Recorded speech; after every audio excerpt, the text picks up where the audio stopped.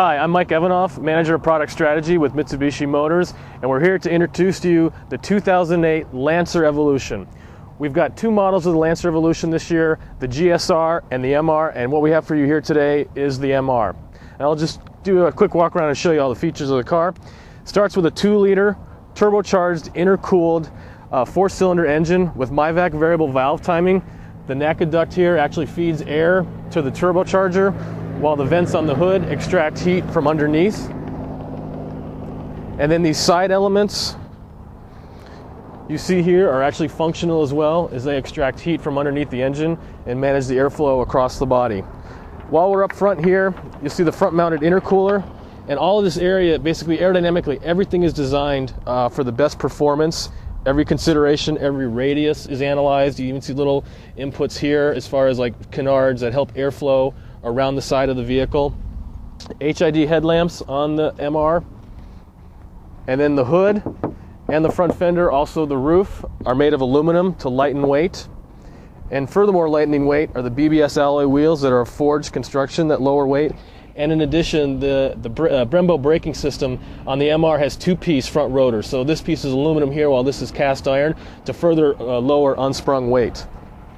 Okay, now that we're inside the vehicle, I'd like to point out a few features of the Lancer Evolution MR. First of all, you'll see on the thick rim steering wheel, we have the paddle shifters, magnesium construction behind to upshift and both downshift, so right at your fingertips. Also, obviously, cruise control. You can control your audio system, hands-free Bluetooth.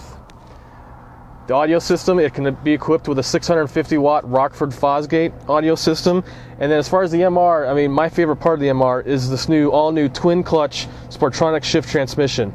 Basically combines the best elements of an automatic and manual in one gearbox. You can switch between the different transmission modes. You can shift it down into the plus-minus range and actually use this like a manual sequential gearbox with this, or either like I showed before with the paddle shifts.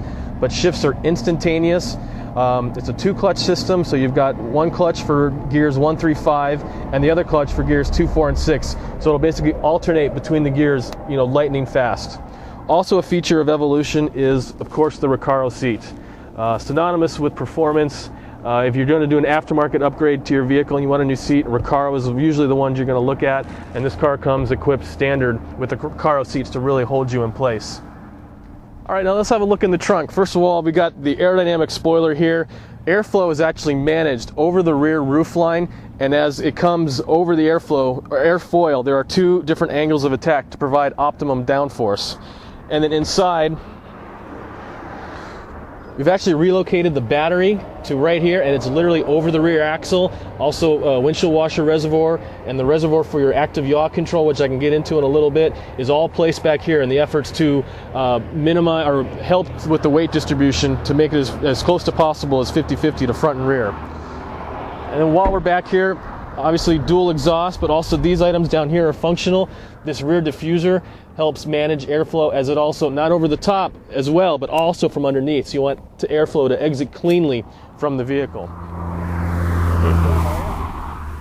And now I alluded a little bit to that all-wheel drive system. It's a very sophisticated, we call it super all-wheel control.